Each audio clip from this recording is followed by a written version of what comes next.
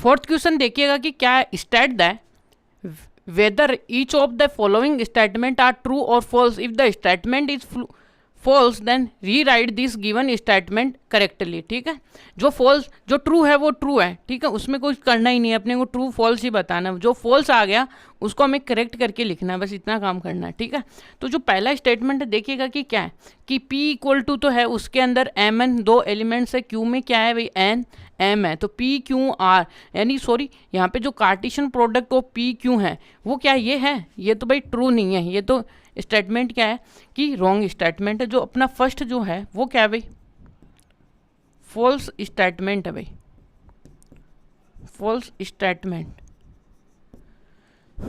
ठीक है, false statement है भाई। ठीक है, तो अब चलते हैं भाई इसको राइट करने का, तो करेक्ट फॉर्म क्या होगी इसकी,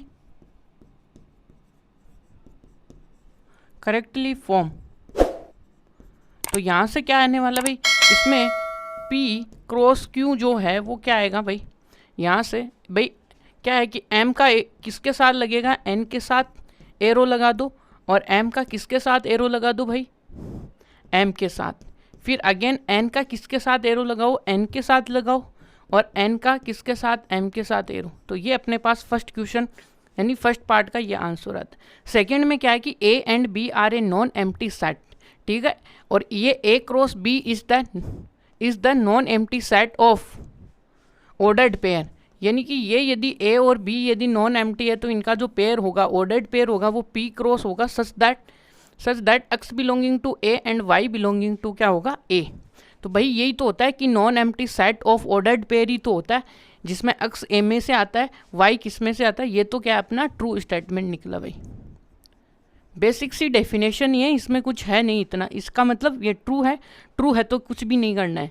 अब देखिएगा कि इसमें कि A इक्वल टू 1 2 इसके अंदर एलिमेंट्स है, B के अंदर 3 4 एलिमेंट्स है, तो फिर then A cross B intersection 5। आपको पता होना चाहिए कि किसी का सेट का भी इंटरसेक्शन यदि हम 5 के साथ करते हैं तो वो क्या आता है भाई 5 आता है। ठीक है, 5 और क्रॉस 5, यदि एक सेट आपका 5 है, दूसरा सेट क्या है फाइनाइट है, नॉन एम्प्टी सेट है।